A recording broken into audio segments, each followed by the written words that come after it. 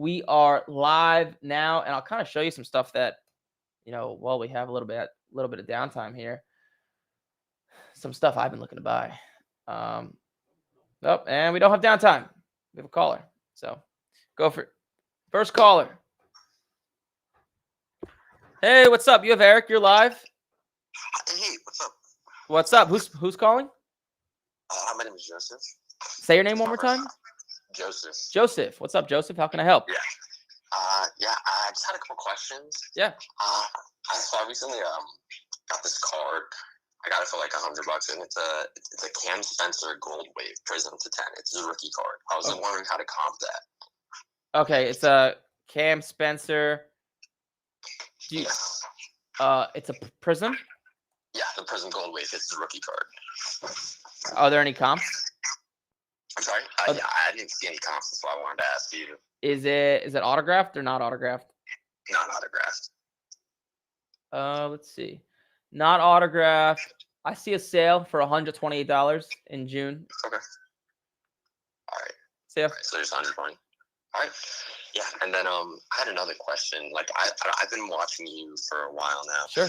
I like what you're doing. Thank you. And I saw one of the videos that really stood out to me is your journey, how you turned like 500 to I forget how much it was in 5 years. Yep.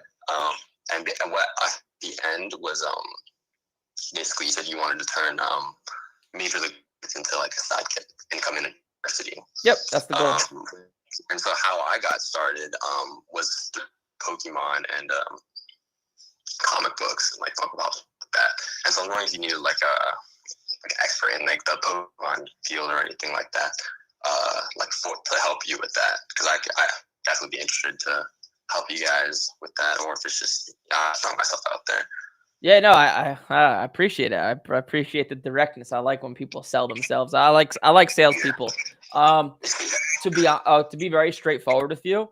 So inside of the program, even though most of what I talk about is sports cards, there's very comprehensive trainings on Pokemon. I'm not an expert on like Pokemon. I can't tell you this variation or this set and this that, but I am pretty good at making money with it and buying and grading the cards and teaching people how to make money. Not an expert, but I do like your directness. Where do you live? I'm Virginia. Okay. Take what you're telling me. Do me a favor, shoot it to our email, info@majorleagueprofits.com. The only problem is that anyone who works for us must be in office now. And we live in Tampa, Florida. We bought a big office over here. So, and we have people that do help with Pokemon. But if you have a sales pitch, I'm more than happy to hear it on how you could help. I'm more than happy to pay. Okay, cool. Yeah, Major League Profits is at gmail.com. No, info@majorleagueprofits.com. Okay. Info at Major League Profits. Yep, Right, yeah. Shoot it over there, and I'll have my assistant look at it, and she'll forward it to me. Give me a sales pitch. I'm an easy sale, so. Okay, sounds good. Thank you. I appreciate you. All right, thank you for calling in. No problem. All right, bye. You the man. I feel like we have to show this one. I don't get this a lot. You see that? You the man.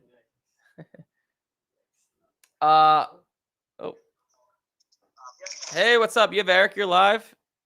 Hey, what's up, buddy? What's up? I was just calling. My name's Tate from New York. Steve? Tate. Wait, Kate?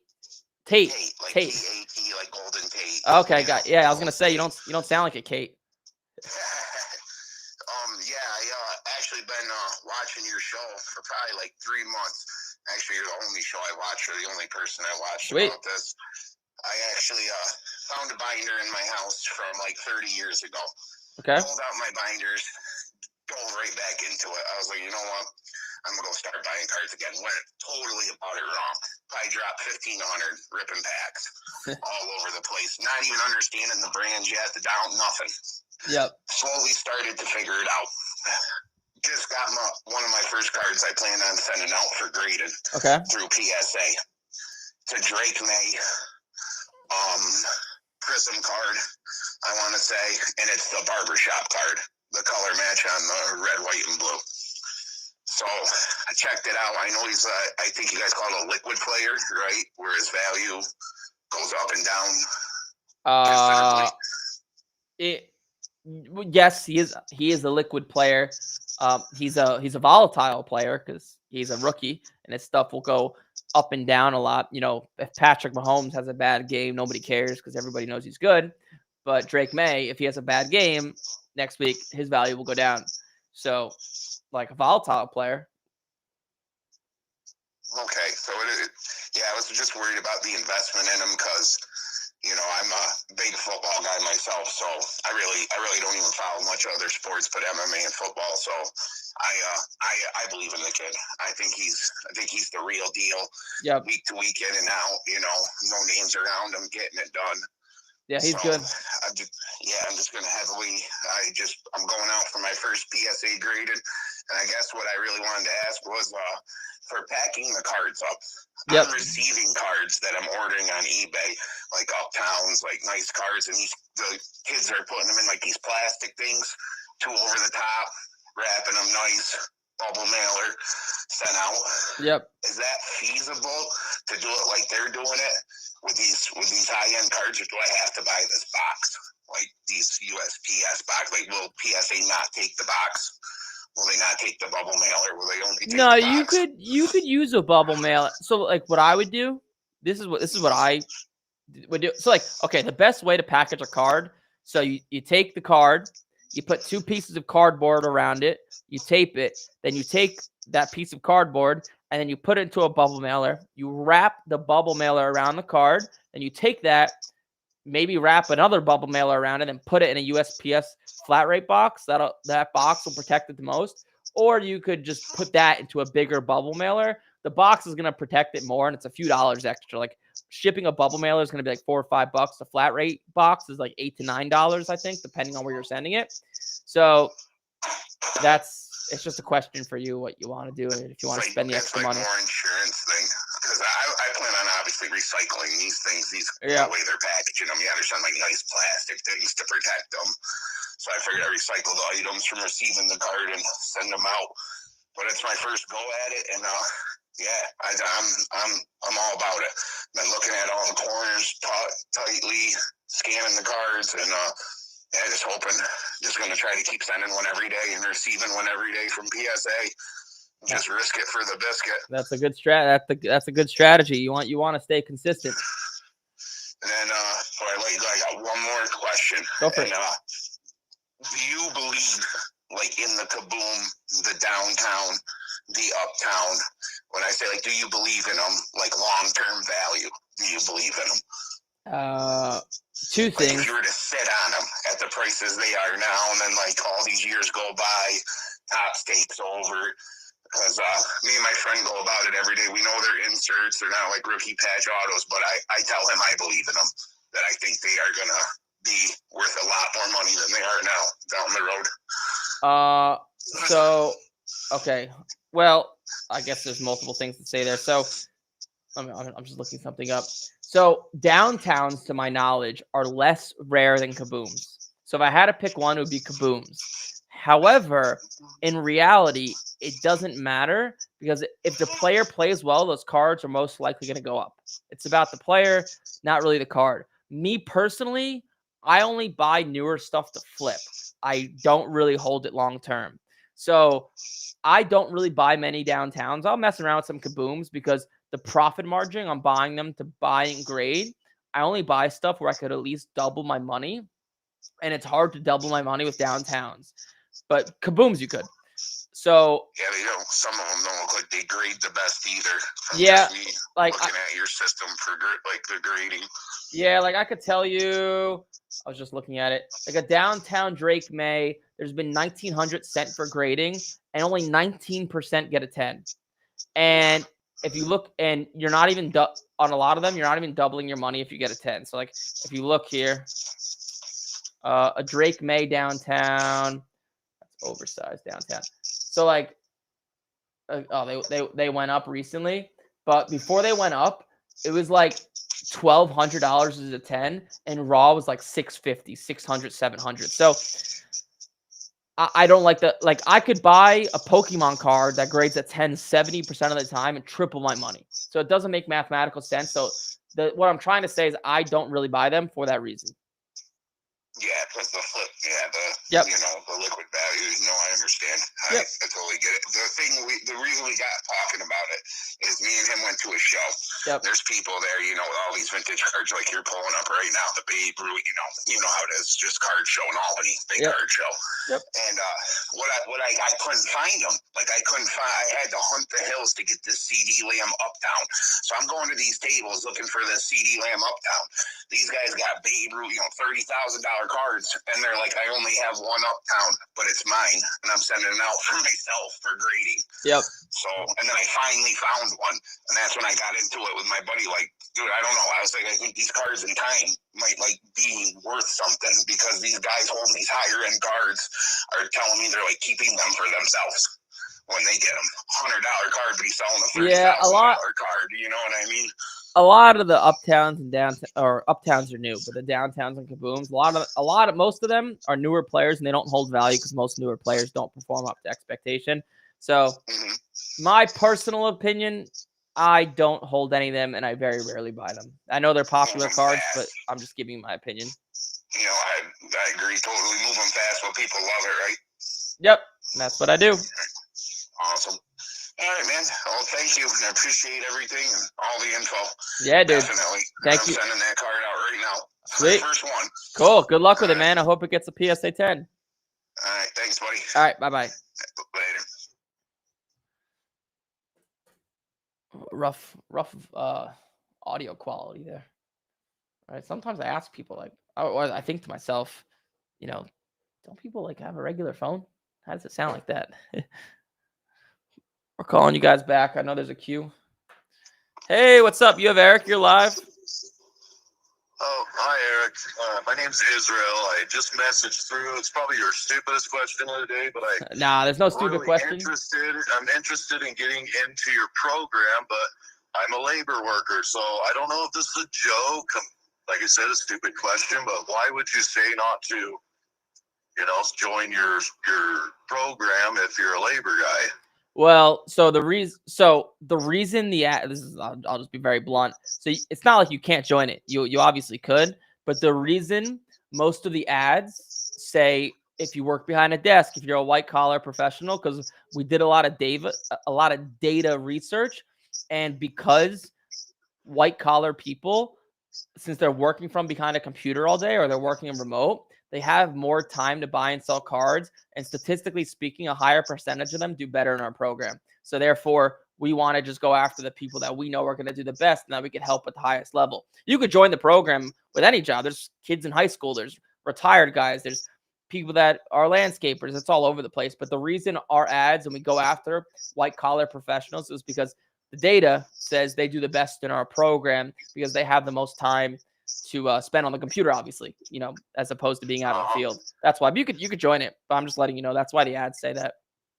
Yeah, I'm just super interested. It sounds great. Yeah, do it. Yeah. My girlfriend sits at home all day, so she could probably do some hunting. I'll teach her some stuff. Maybe that'll help. Yeah. I don't want to sound like a dick where we don't want any blue collar people because they're better or worse than anybody. It's just that the reason the ads say that is because it's a data thing, because we know the more people we help make money, the more referrals and testimonials we get, which means we make more money. So that's why it says that. But yeah, if you're going to put in the effort, you could speak with one of the coaches, and if they think it's a good fit, they'll pitch you on the program. It's not like you could definitely do it. All right. Well, hey, thanks, my man. I appreciate you. Yeah. Did you have another question? No. I just want to know that. I'm really just barely new to this. I mean, 30 years ago I used to do it, but now I'm interested again. So yeah, I appreciate you, my man. Cool. Thank you for calling in. Thanks. Bye. Bye. Yeah, that's why the ads say that. It's a data thing. If you guys have seen, because we want to attract the types of people that we know we can help at the highest level, because obviously it's a game of how many people can you help, right? That's the game of an education or coaching program. Hello? Hey, what's up? You have Eric. You're live. Hey, Eric. How's everything? My name is Robert, and I'm from Boston. Robert from Boston. You don't have a Boston accent. Trust me, I do. I work for a company out in San Francisco, and I work remotely, obviously, and they make fun of me in every conference call. So Oh. it does come out eventually. Oh, I hear it a little bit now. Probably when you get angry. If you get a PSA 8, it probably comes out. Like, are you fucking kidding me? Well, it's a good segue because, I have yet to submit anything, and that's my question. I haven't. Well, first off, I want to thank you for all you've done for the sports car industry. I really enjoy listening to your podcast and have learned a lot. But Thank you. I have a lot of cards that I actually bought packs from the mid to late 70s when I was younger, and and back then I was smart enough to put them in sleeves, and they were at my mother's house for a while. I went back and got them probably 10 years ago. But I know there's a certain cost to send them out to PSA. Yep. Do you think I should have someone look at these to see what? I think they're all at least 8, 9s, maybe 10s. But I have all the top cards from, I would say, the late 70s, mostly 1978 from baseball and football. Yep. So, wait, continue. Sorry. Oh, I'm sorry. It's just tough to, because I have doubles, triples on some of them. So I just don't know if maybe I should try to sell them as raw or. Yeah. I'll tell you what I tell everybody. When someone calls in and they ask me, should I grade this card? That's the same thing as asking me, is this girl hot? I have no idea. I need to look at her, right? Like, who knows? Right? That's the first thing I would say. Second thing, like, conceptually speaking, the way those cards work from the 70s, 80s, they're very common. However, they're very hard to grade. So it's one of these things where, like, you could have a Roger Clemens rookie card and it's worth $2, but as a 10, it's over 1,000. So it just depends on the condition. My rule is if it's going to cost you $20 to get the card graded, and there's other fees, shipping, all that stuff, I want to make sure when the card gets back from grading, it could be worth at least $50. So in other words, if I have a 1985 Mario Lemieux rookie, I want to make sure if I'm going to look at the condition, I'm going to compare it to other cards online, and let's say I think this card's a PSA 6. If PSA 6s sell for over $50, I send it in. If it doesn't, I don't. That's how I do it. Okay, that's great information. I appreciate that because I've been sitting on these, and I do have friends that are in the business, and they'll look at them and they said a couple maybe not worth it, but that's why I thought I'd give you a call to see. And also, you don't deal with or I've said anything in like actually wrappers from the late 70s, like from baseball card wrappers or football card wrappers. Wrappers. What do you mean by wrappers? Well, when you unpack the baseball cards, what they're actually in, like the wax wrapper that was around it.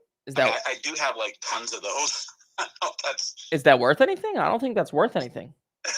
Probably not. I know. I saw a baseball card pack of 1952 tops. So like you could grade a baseball card pack. So like I saw a PSA 6 unopened 1952 tops pack sell on Golden Auctions for like 80 grand or something. So an unopened pack or box could be authenticated or graded, but just the wrapper, I think it's worth the same as like your toilet paper, to be honest. That's a valid point. Last question, if I may.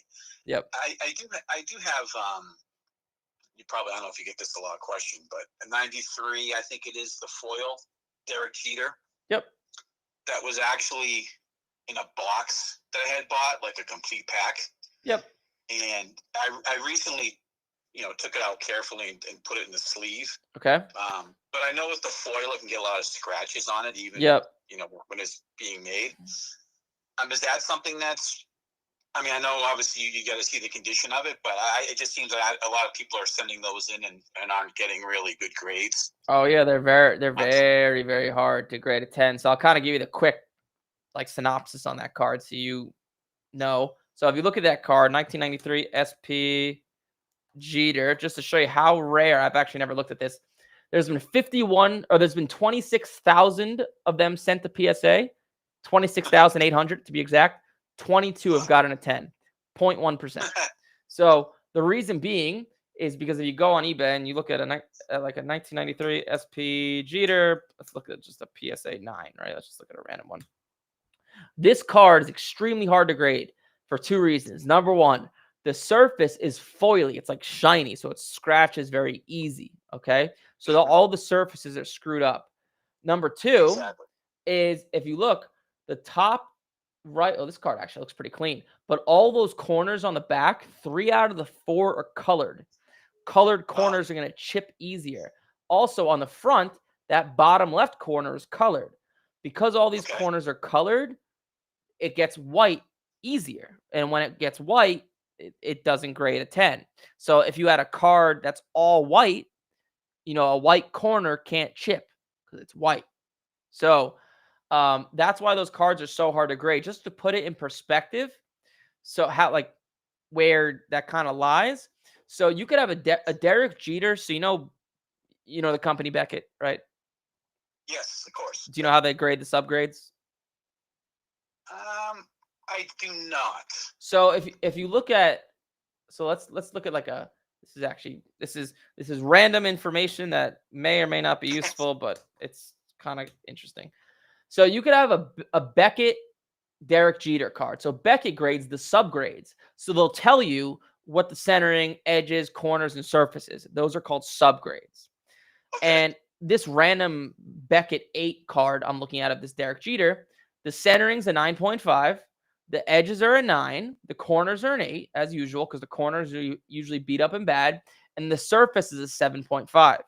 So you could have a BGS or Beckett 8 Derek Jeter, just like this one, sell for maybe $200. But you could also have a Beckett 8 Derek Jeter with better corners, but it's still greater than 8 because let's say the surface is screwed up. But because it's so rare that the corners are good, it's going to sell for higher just because the corner subgrade is higher, if that makes sense. I know, just it does. It's amazing what a fine line, right? Yep. Yeah, it's kind of it's like you could have so I remember back in the day, this is like 8 years ago, Derek Carr was extremely hot. He was like a big name. And his National Treasure 2014 rookie autographs, I think when he was signing them, his pen was running out of ink. So a lot of his autographs are very streaky.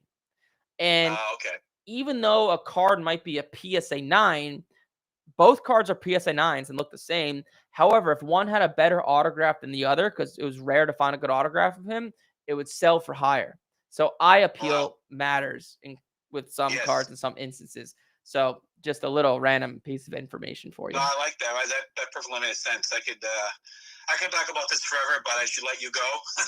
I'm sure you have other callers that want to get on, but I appreciate your knowledge and what you're doing. Yeah, dude. Thank you for calling in, man. Good luck with everything. Let me keep call in the future. Let me know how it goes. Oh, definitely. Thanks again, Eric. All right. Bye-bye. Have a good day. You too. Bye. Appreciate your show. Thanks for the information. You're welcome, fence guy. I just come on here and try to help as many people as possible. That's the objective.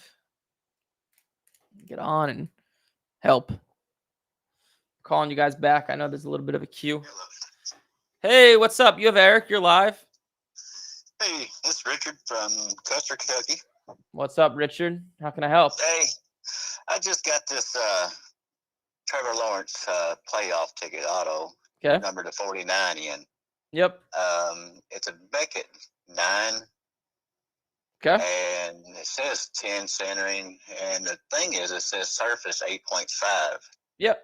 And I've noticed when I got it that it's in a penny sleeve inside the steel case, and it looks like when you look at it magnifying, everything's on a penny sleeve. And,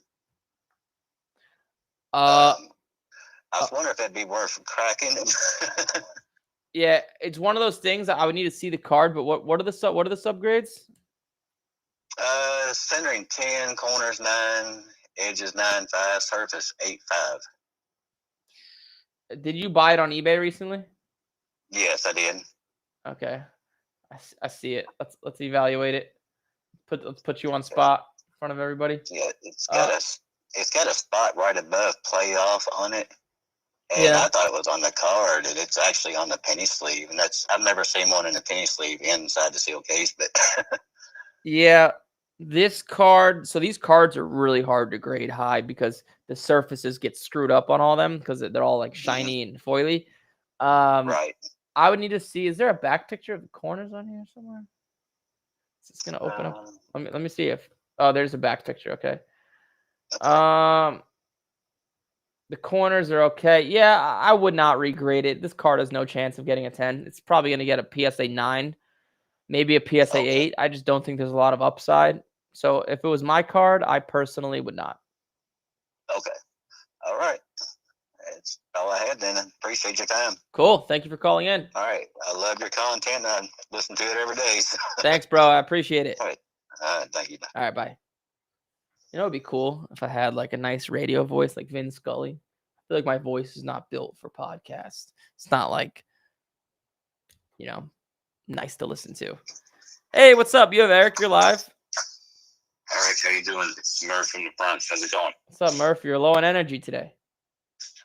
Oh, that's because I'm in a public place. Oh. Excuse me for 1 second. Let me get my energy up. Hold on. I was gonna say something. Did I say something wrong? It's Murph, go below. How you doing? How can I help, Mr. Murph? Okay. Listen, I know I talked to you just like 2 days ago. Yep. And I know this is getting serious, but I took your advice. What kind of? I have a real life Pokemon example. I talked to my friend. He actually lives in the Dallas area. That's kind of why I asked you about the Dallas show the other time. Yep. He lives in the Dallas area. I was telling him about all your knowledge, trying to get him interested. He has all these old. He told me he has all these old cards, so I asked him, "Hey, do you have any?" Hey Murph, you're it's like a huge echo wherever you are. It's very hard to hear you. Hold on, let me do this instead. Give me a second.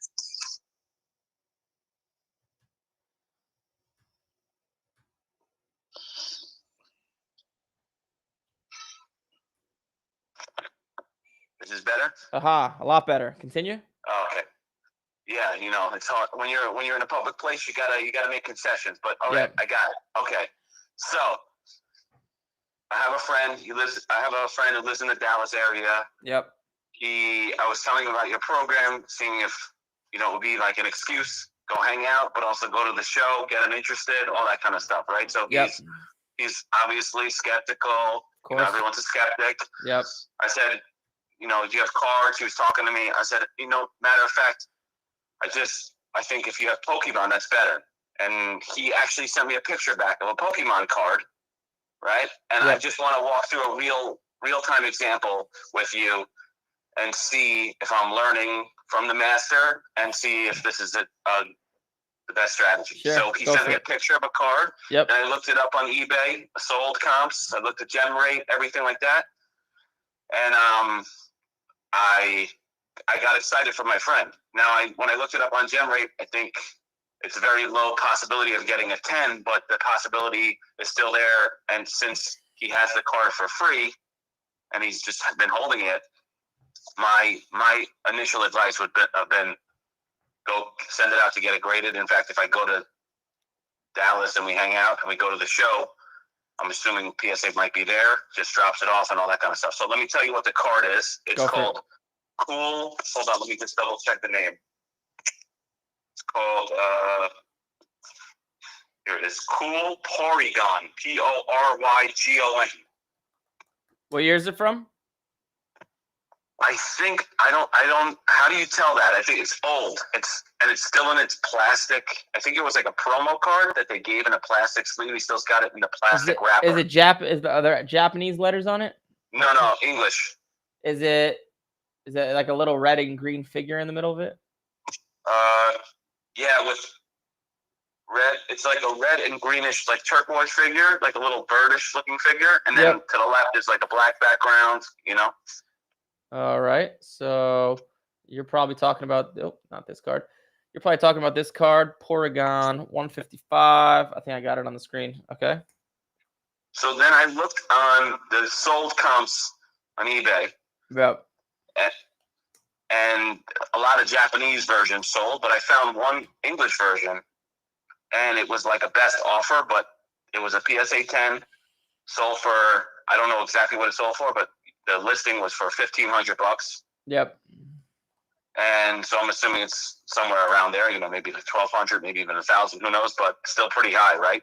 Yep. And then I see the raw version of it is like selling for like 50 to $60 on some in the plastic, some not in the plastic. So then I took, I followed the method. I went to gem rate, typed it in, saw that I think it's only grading at a 10 at 4% of the time. Yeah. I think. It's probably an old card. So old card, hard to grade, but considering the fact that it's still in the plastic and using using what I've been learning from you, looking at the picture that you sent me, it looks like centering is good. I mean, on the back, you sent me a picture of the back. It looks like one of the corners might be there might be a little chip. So I'm assuming that it would probably get a 9. But I'm assuming that the advice is still to tell him to get it graded. What's the 9 worth? That's a good question. I don't know if there was.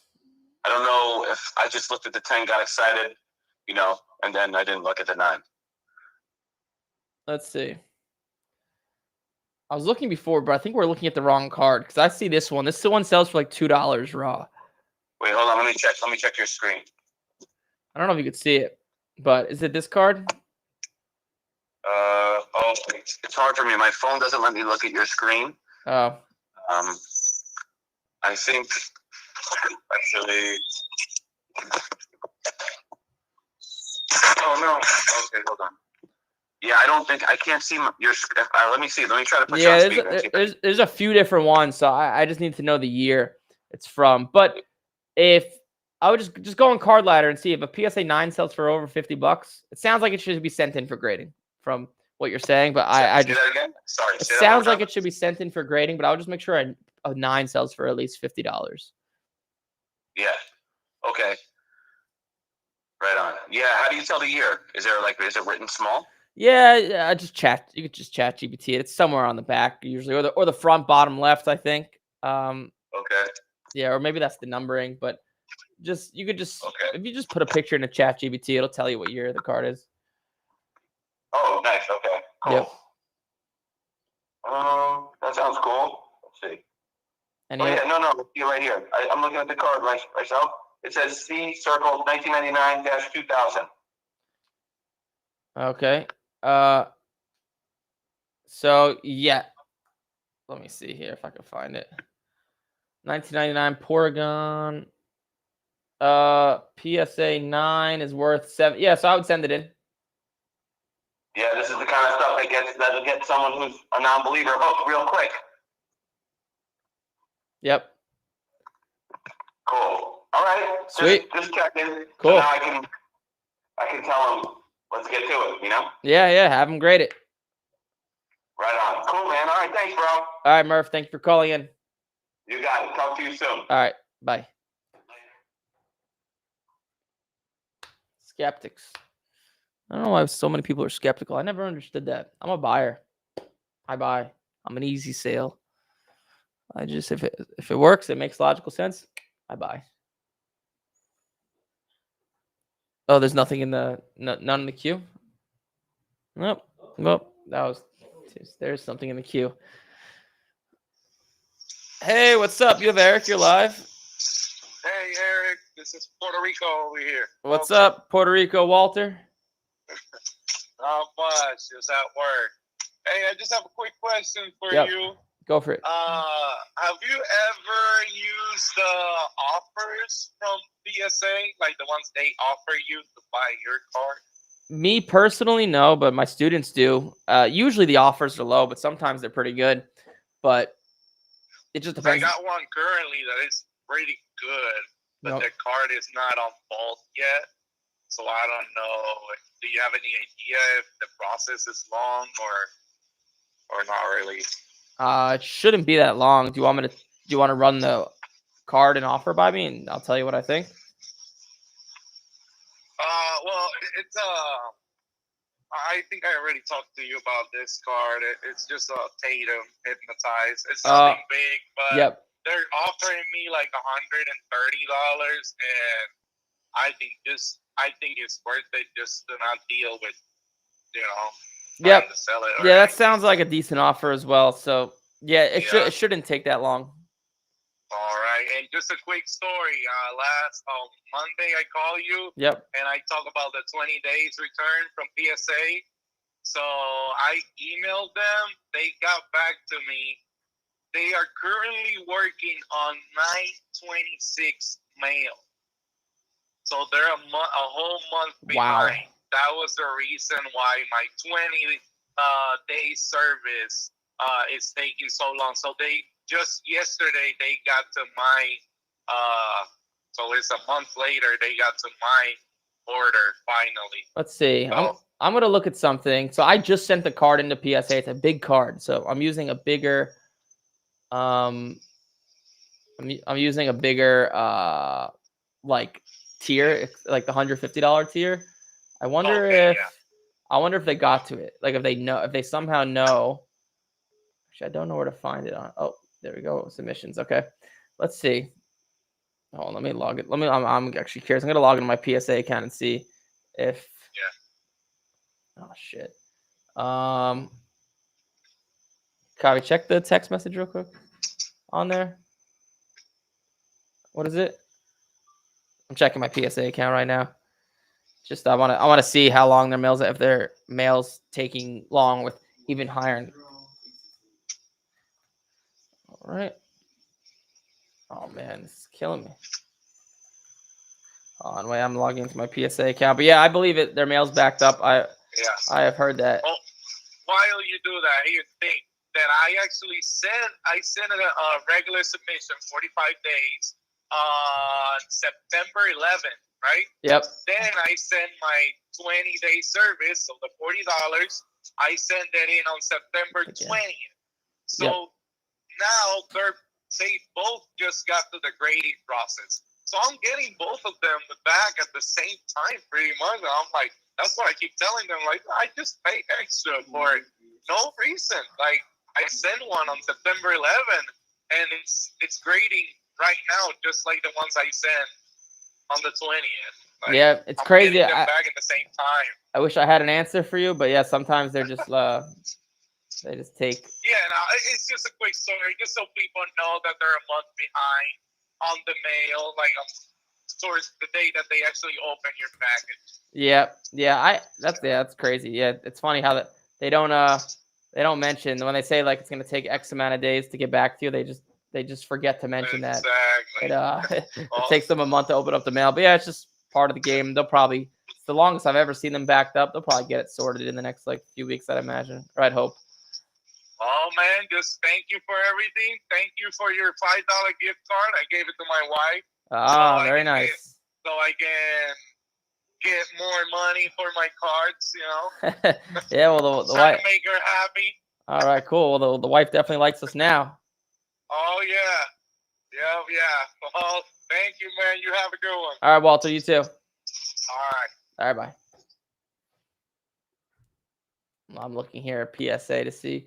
I don't think my mail got there yet, so or just got there. I think it just got there. Actually, it got there a few days ago, and it says on the PSA website that it says not received. Hey, what's up? You have Eric? You're live. Hey, Eric. It's Joe from Minnesota. Joe? Yeah. What's up, Joe? How can I help? I just got a quick question about grading autos. Yep. Like, what's your philosophy on that? I know if you don't feel like it's going to grade a 10, just the card, not the auto, do you still send it in, or do you kind of keep it raw? Oh, I still send it in. There's a lot of, it's still very valuable as a PSA 10, even if the auto is okay. But yeah, I only grade the autograph if the autograph is perfect. Like, it must be perfect, like a bold line, not running off the card. Autographs will grade a 9 if there's streaks in them. So if there's like a white streak anywhere, if it's smushed, or if it's running off the card. Okay. So if you If you feel like the auto is not perfect, still send it in, but just have the card graded. Yep. Are you newer to grading sports cards, or you've been doing it a while? I've been doing it a while, but I haven't really done much with autos. Yeah, if you're not sure, I just wouldn't grade them. It only increases the value, usually 10 to 20%. But if the autograph grade's a 9, it'll screw up the whole value of the card and drop it by like 50%. And then if you're not happy with the grade that comes back from PSA in regards to that, is there any situations where you'd crack it and send it to BGS? Well, you could send the card back in a PSA and they'll wipe the autograph grade. So you could tell them to get rid of the autograph grade. But no, I would never take a PSA card and send it to Beckett. Beckett's just worth much less. Right. Now, if the card's numbered, do they really keep track of that stuff? You know what they say they do, but I don't believe they do. So there's no way to know if they actually keep track, but I don't think they do based on my experience. Right. All right. Well, I appreciate you. One other question, quick question with the olds. I'm finding that, I go to shows and I sell at shows, and I don't know if you have been noticing this at all, but like the old PSA tags, they seem to have less value. Yep. Yeah, I don't know why. I don't know why. I would think it would be the opposite, but I have no idea why people prefer the newer tags. Maybe because PSA has recently gotten harder. So a new PSA 3 is worth more than an old PSA 3 because people think it's in better condition. Right. I guess. I'm not sure. But you're seeing that too, huh? Oh, yeah. Yeah. Especially in vintage cards, the newer slab. I don't value it. I just buy the card at comps. I don't look at that stuff too much. I just look at the actual card. But that could be why, because PSA has gotten harder recently. Okay. All right, man. Appreciate you. Sweet. Thanks for calling in. Thank you. Bye-bye. Cool. Bye-bye. Let's see here if there's any last questions. What's the best Tom Brady cards to get? Well, the best one would be his 2000 contenders, but 2000 Bowman, 2000 Bowman Chrome, really any of his rookie stuff does pretty well. You the man, Eric. Well, thank you a lot. Well, cool. Looks like we'll cut it there at 55 minutes. I appreciate all you guys calling in. There's a free PDF down below of what I went over, the top 5 cards that have stood the test of time that me personally, I think are pretty solid investments. Get the PDF down below. It's in the description. There's no link, no strings attached. It's totally free. Like, comment, subscribe. Monday, Wednesday, 10 a.m. Eastern. We go live, and